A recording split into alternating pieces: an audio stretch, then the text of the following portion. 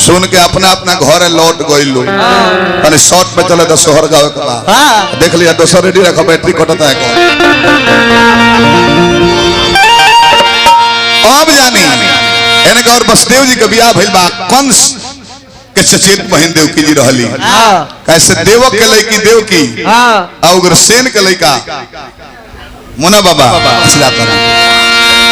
उग्रसेन के लड़का कंस रहे मालिक अपना चचेरी बहन कहल की बहन के शादी भइल बटे अब बहुत दुलार प्यार कइले बनी बहन के केहू सारथी रथ पर लेके ना जाई हम स्वयं ड्राइवर बने रथ के हां कब सारथी बन के लेके जाई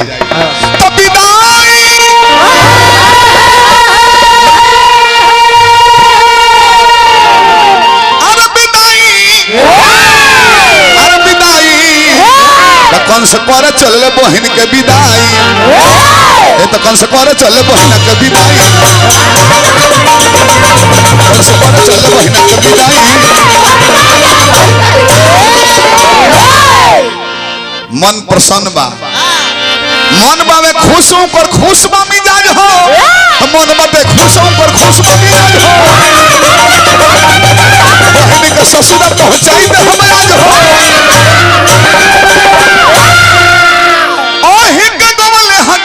गोसाई विदाई कंस करे चल बहन के विदाई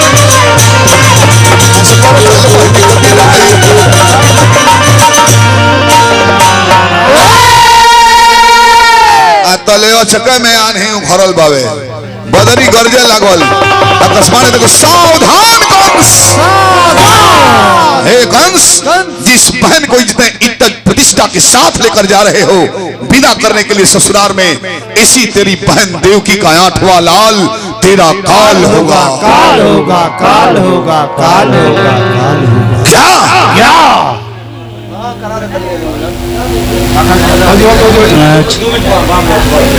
2 मिनट बता जनमिया बाबा हो जाते 2 मिनट बाबा मुन्ना बाबा 2 मिनट में शॉर्ट में जनमिया करा दी 2 मिनट लगे अभी 12 बजे 5 मिनट कम बा बस 2 मिनट में करा दी जनमिया तब निमन लगी अब अपना बहन के झोंटा धइल बा मालिक आ कहत के अरे तोर 8वां लइका हमर काल होई मारे खातिर गीत के रोक दो बसदेव जी दोनों हाथ उठाए कहले कि हे कंस हम सत्यवादी हैं कोनो तहार पहले का पाहुन है अगर पहले हम कहबे तहार पाहुन बनल बनी हम हमार पहला शादी ना हो पहले के राजा लोग कोई को बियाह करे महाराज ध्यान रखे के अपना अपना पो हेलो और दूसरा जगह सब आप कहे समय खत्म नहीं हो चलो तो ठीक बजेगा माता तो तने कम कर दो बसदेव जी कहले कि हम तरह से वचन देता नहीं शपथ लेता नहीं क्रिया खाता नहीं तारा बहन से जय गो लेके हो ऐसा सब लेकर के तारा लगे ले आए तारा जवन मन तौन करी हो लेके चल दहले समय आइल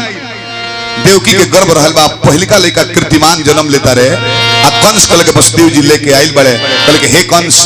जवन करे के तौन कर तार पहिला भगिना होवे कंस तो देखे बम्बई आइल बन करे यार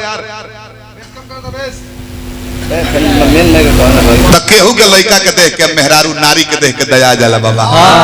कहले कि जा पावन हवा बसदेव जी हमारा पहला लड़का से डर नहीं 8वां से डर बटे लौटा देले बा तले बीड़ा बजाओ तो देखो डर बाबा आ गई अरे बीड़ा बजाओ तो देखो डर बाबा आ गई देखी के कंस बाबा सर के झुका गया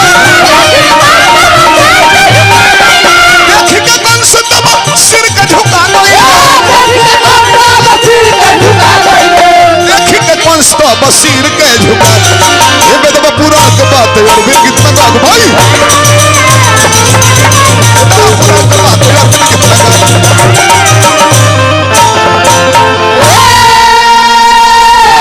पहले कह देख 8 गो माला बनाओ तनी फूल 8 गो फूल लगा के एगो माला बनाओले केहू कहता गोल पार के 8 गो चचीर खींच देले कहले कि कंस पापी तोरे बुद्धि बिगड़ गइल बा गिन तब गोले बनावल बाबा ऊपर 8 गो लकीर खींचल बा कहां से गिनब हे जैसे गिन 1 2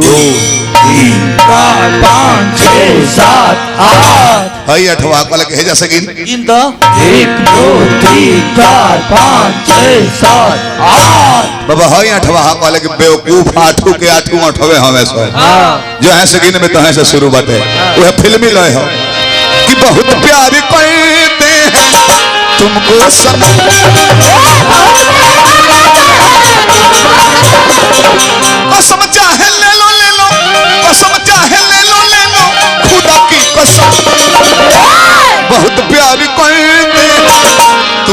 सन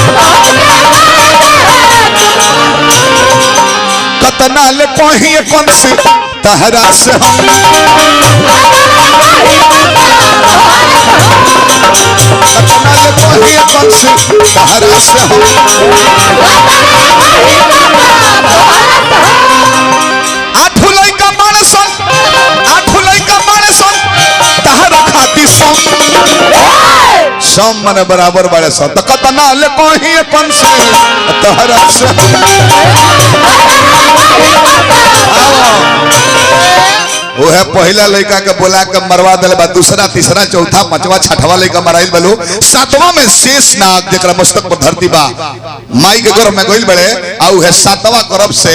योग माया खींच के जाके गोकुल में रोहिणी के गर्भ में स्थापित कली जब बलराम रूप में जन्म ली है आया 8वां में भगवान विष्णु स्वयं चक्र सुदर्शन लेकर प्रकट भइल बनी 8वां गर्भ में पहरेदारी बढ़ा दी हलबा पहरेदार लो अपना अपना जगह पर बा बाकी माई के बाबूजी के सामने कहत रहे कि माई हम नारायण स्वयं धार लगाइल बनी बेटा रह जाए बाबा तैयारी 1 मिनट अब वह निहोरा कहले बड़े कि बालक रूप धली वह भगवान कृष्ण बालक रूप धके केहा केहा रोत रहे अपन काम लगाइलो सोहर एकर बाद चलत रही।